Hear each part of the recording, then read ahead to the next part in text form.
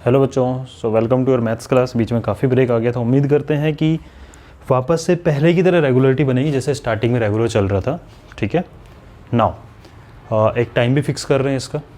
ठीक है, आपकी 9th क्लास है, आपको डेली एक फ़िक्स टाइम पे मिल जाएगी। टाइमिंग क्या है 9th क्लास का? I think 9:40। ठीक है, 9:40 पे आप डेली आके इसको देख सकते हो। ठीक है, उसका वीडियो तो अवेलेबल रहेगा, लेकिन 9:40 पे क्लास मिल जाएगी आपको। ठीक है, वीक में 5 डेज़ के लिए क्लासेस होंगी ये। चलो आज स्टार्ट करने वाले चैप्टर नंबर 10 सर्किल्स। पूरा बेसिक से पढ़ते हैं क्या होता है सर्किल, सर्किल रिलेटेड टर्म्स क्या है, डेफिनेशन क्या है। ठीक है, तो आप लोगों ने सर्किल तो ड्रॉ किया ही होगा। तो कोई भी राउंड शेप आप देखते हो क्या होता है, वो सर्किल ही होता है। जैसे कि अगर आप देखें बैंगल्स होती है, सर्किल हो गया।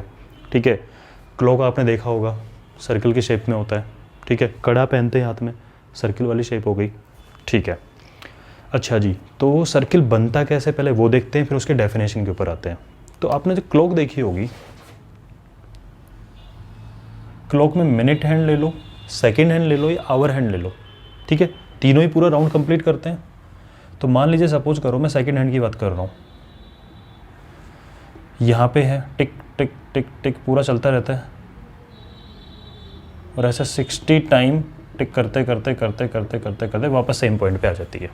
ठीक है, इसका मतलब सेकंड हैंड जब एक राउंड कंप्लीट कर रही है, ठीक है ना, तो उसके अंदर क्या कर रहा है, एक पाथ फॉलो कर रही है। और इसी पाथ को क्या बोलोगे, अगर आप ट्रेस करो इस पाथ को, मान लीजिए कि इस तरीके से कर रही है ये। अगर आप इस पाथ को ट्रेस करो मतलब इस पाथ को अगर आप फॉलो करो तो आप एक सर्किल मिल जाएगा। ठीक है ना, तो यहीं से सर्किल की डेफिनेशन मिलती है। सर्किल की डेफिनेशन एक्चुअल में क्या है, इट्स अ कलेक्शन ऑफ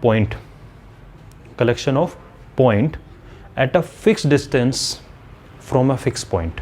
क्या बोला गया है इस बारे में ज़रा समझना, डेफिनेशन को समझना भी ज़रूरी है, क्योंकि डेफिनेशन आपकी fill in the blanks type में भी आ सकती है, और डेफिनेशन पता भी होनी चाहिए किसी भी चीज़ की। तो अगर हम डेफिनेशन की बात करें इसकी, कलेक्शन ऑफ पॉइंट्स।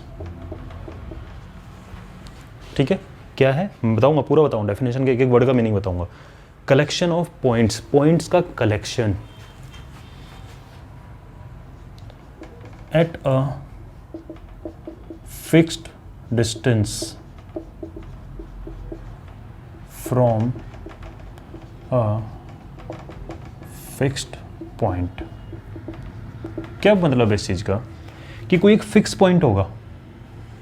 ठीक है, इस पॉइंट से एक फिक्स डिस्टेंस, मान लीजिए ये कोई डिस्टेंस है, तो इस डिस्टेंस पे कोई पॉइंट है, इसी सेम डिस्टेंस पे दूसरा पॉइंट है, सेम डिस्टेंस पे एक पॉइंट और है, सेम डिस्टेंस पे एक पॉइंट और है, सेम डिस्टेंस पे पॉइंट्स हैं। ये सेम डिस्टेंस पे क्या है, अब बनाने में थोड़ा सा वो हो सकता है, सेम डिस्टेंस पे पॉइंट है। ठीक है ना, एक फिक्स पॉइंट से सेम डिस्टेंस, मान लीजिए 3 सेंटीमीटर डिस्टेंस पे आपने एक पॉइंट लिया। ठीक है, स्केल लेके इसी पॉइंट से 3 सेंटीमीटर डिस्टेंस पे आपने दूसरा पॉइंट लिया, सेम से 3 सेंटीमीटर 3 सेंटीमीटर 3 सेंटीमीटर,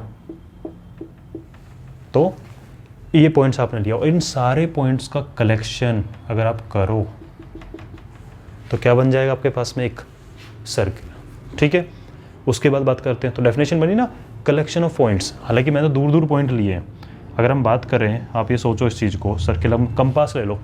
ठीक है, कंपास को रखो यहाँ पे कहीं पे, कंपास आप रखते हो इस तरीके से, आपका कंपास हो गया मान लो। ठीक है, कंपास का ये आपका शार्प वाला एंड हो गया, और इधर आपने पेंसिल लगा रखी है, मान लीजिए इधर। ठीक है, कंपास को एक पॉइंट पे रखा और आप उसको पूरा एक रिवॉल्यूशन दे देते हो, एक राउंड पूरा कर देते हो। तो एक राउंड पूरा करने पे कंपास को क्या बन के आता है, एक सर्किल बनता है। ठीक है, कंपास को जिस पॉइंट पे रखा जाता है that is known as fix point. कहीं एक जगह रखोगे आप उठा के, आपने कंपास को यहाँ रखा, आपने सर्कल बना दिया। ठीक है, कंपास को आपने यहाँ रखा और आपने बना दिया, कंपास को आपने दूसरी जगह रखा, बना दिया, कंपास थर्ड जगह रखा, और इस बार कंपास को ज़्यादा ओपन किया और आपने ये बना दिया। तो कंपास जहाँ रखा जाता है वो fix point is known as centre. ठीक है, और कंपास जितना आप ओपन करते हो वो क्या बोलते हैं, रेडियस।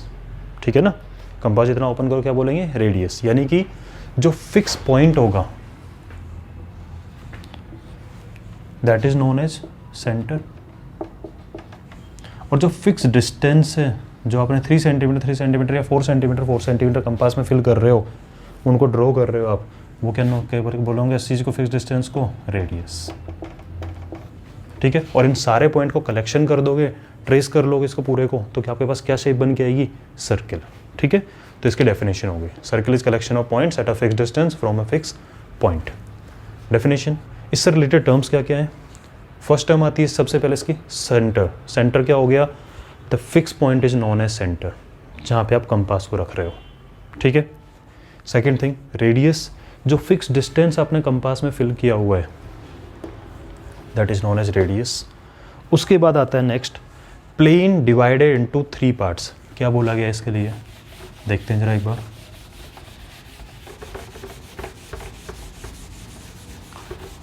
ये प्लेन है आपके सामने, प्लेन है, ठीक है, प्लेन सरफेस है, इस पे आपने सर्किल बनाया। ओके, इस सर्किल ने प्लेन को 3 पार्ट्स में डिवाइड किया है। कितने पार्ट्स में डिवाइड किया है, 3 पार्ट्स में। कौन कौन सा, एक तो इसके आउटसाइड वाला पार्ट हो गया, सर्किल के आउटसाइड वाला पार्ट, ठीक है, इसको बोलते हैं एक्सटीरियर। आउटसाइड मतलब एक्सटीरियर ऑफ सर्किल। ठीक है, एक सर्किल के इनसाइड वाला पार्ट।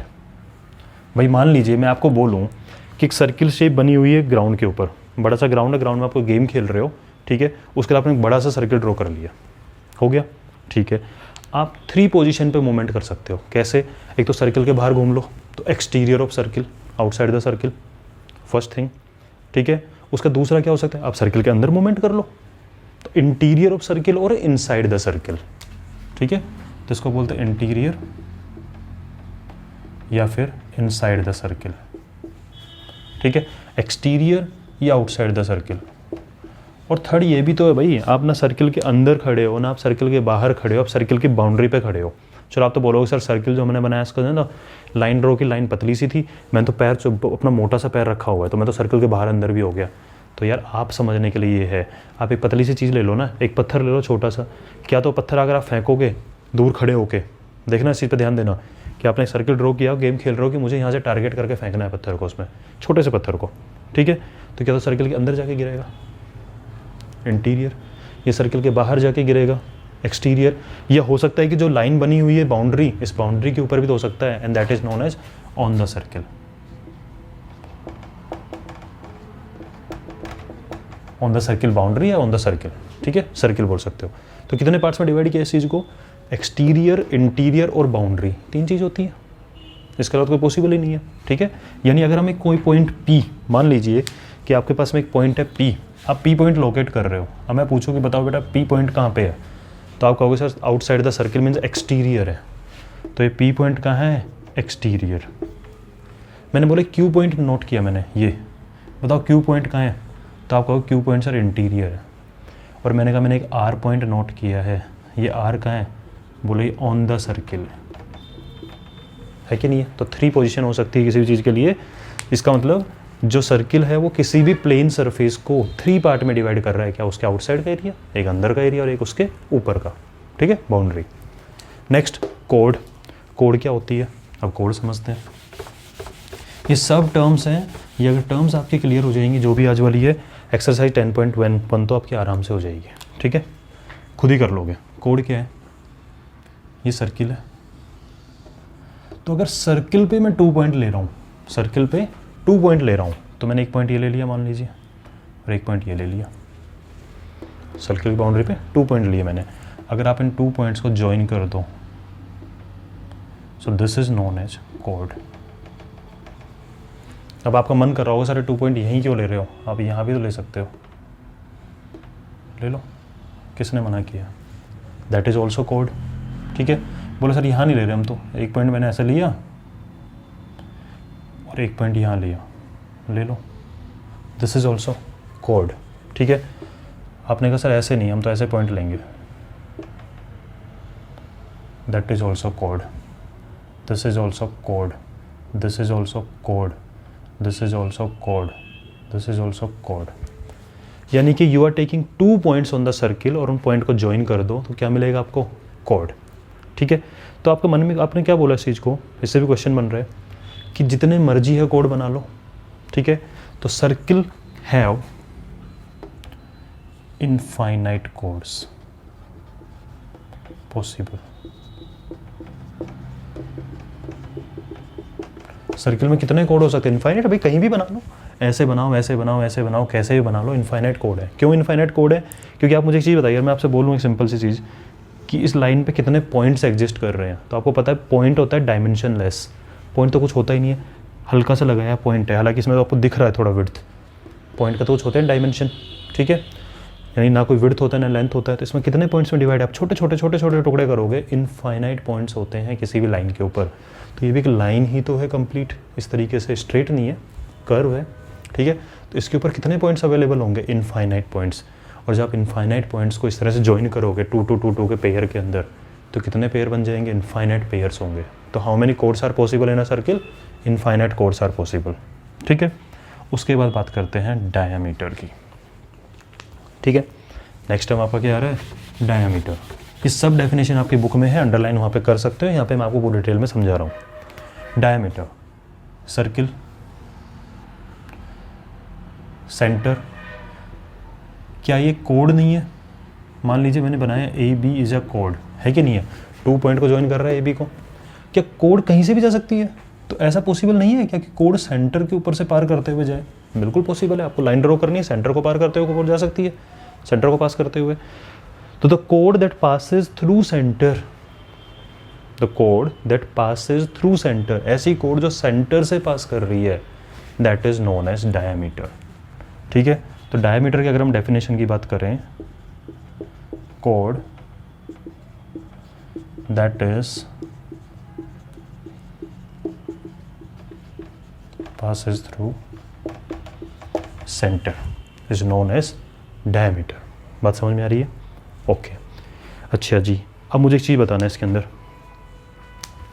मैंने कोड बनाई ऐसे,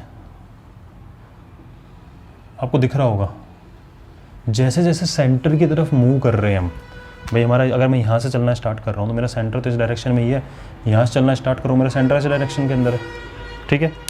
तो जैसे जैसे हम सेंटर की तरफ मूव कर रहे हैं, आपको दिख रहा होगा कि कोड की लेंथ इंक्रीज हो रही है या नहीं हो रही है?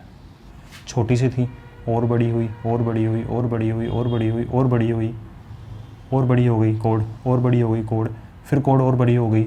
फिर आप जैसे जैसे इससे दूर जाते जाओगे, वापस आएगा, कोड की लेंथ कम नहीं हो रही है, इंक्रीज होता जाएगा, होता जाएगा, होता जाएगा। एक पॉइंट ऐसा आएगा ना, देखो सीधी सी बात है, आपको दिख रहा है कि कोई चीज़ इंक्रीज हो रही है और फिर कोई चीज़ डिक्रीज हो रही है। इंक्रीज हो रही है लेंथ और फिर डिक्रीज हो रही है लेंथ। इंक्रीज होना और डिक्रीज होना तो ऑब्वियसली कहीं ना कहीं तो पीक पॉइंट आया होगा।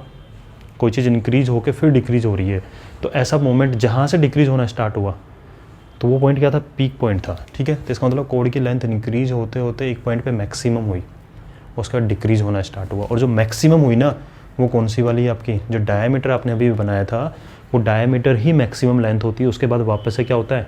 डिक्रीज होना स्टार्ट होता है, ठीक है। तो जो आपका डायमीटर था, इसके बारे में आप एक पॉइंट और लिख सकते हो, ये होता है आपका लॉन्गेस्ट कोड। लॉन्गेस्ट कोड क्या होती है आपकी? डायमीटर, ठीक है ना। इसको देखने के बाद, वीडियो को देखने के बाद में, भले आप नोट मत करो, कोई दिक्कत नहीं है, अभी समझते चलो, आराम से बना बना के देखते रहो साथ में डायग्राम, और उसके बाद बुक में अंडरलाइन जरूर कर लेना जितनी भी डेफिनेशंस है। कुछ नहीं है, 2 पेज की बात है, 2 पेज को रीडिंग करोगे, ये सारे पॉइंट आपके बिल्कुल क्रिस्टल क्लियर हो जाएंगे, और वहाँ पे अंडरलाइन करके रख लेना डेफिनेशन। तो diameter is the longest code, पूछ भी सकते हैं क्वेश्चन, ठीक है। Dash dash dash dash dash is the longest code, diameter, ठीक है।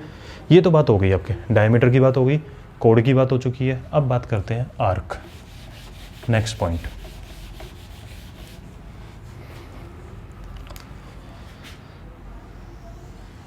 ये सर्किल है, सर्किल पे आपने 2 पॉइंट्स लिए, मान लीजिए पी और क्यू, ठीक है। तो सर्किल का वो पार्ट, सर्किल का पार्ट, ठीक है ना।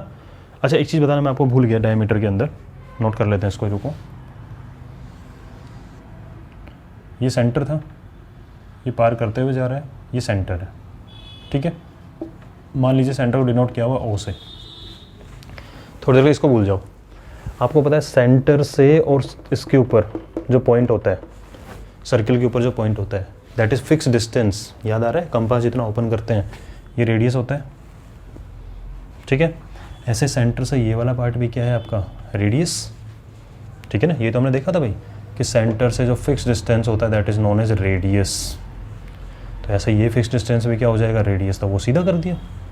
तो this is radius, total length कितनी हो गई है, 2r नहीं हो गई total length, r plus r is 2r, that means diameter जो होता है d से डिनोट किया जाता है, that is twice of radius, ठीक है। ये पॉइंट हो गया। मतलब अगर सर्किल की रेडियस 3 सेंटीमीटर आपने ओपन किया है तो पूरा लेंथ अगर बनेगा, पूरा सर्किल बन गया, तो उनको डायमीटर को बनाओगे, आप चेक करोगे तो 6 सेंटीमीटर निकल गया, उसका डबल 4 सेंटीमीटर रेडियस है तो 8 centimetre will be the diameter. Clear. Now next is arc. Circle पे आपने 2 पॉइंट्स लिए, ठीक है। तो सर्किल का ये वाला पार्ट,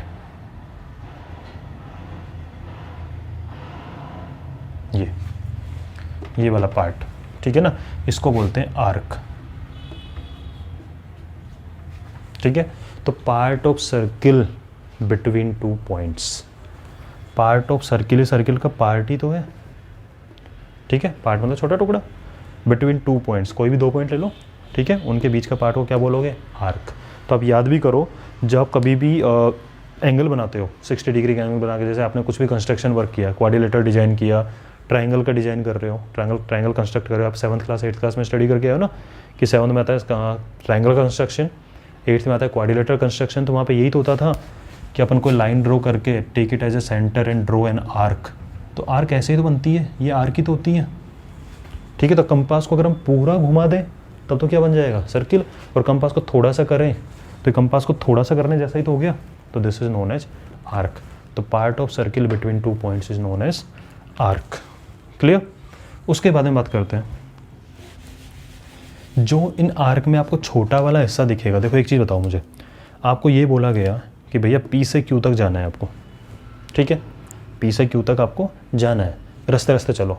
तो भी 2 रास्ते जाने के, कौन सा, आप P से Q जाने के लिए ये वाला पाथ भी फॉलो कर सकते हो, कर सकते हो कि नहीं कर सकते हैं, ये वाला पाथ, और आप ये वाला पाथ भी तो फॉलो कर सकते थे, इधर से P से Q ऐसे भी तो जा सकते हो, जा सकते हो।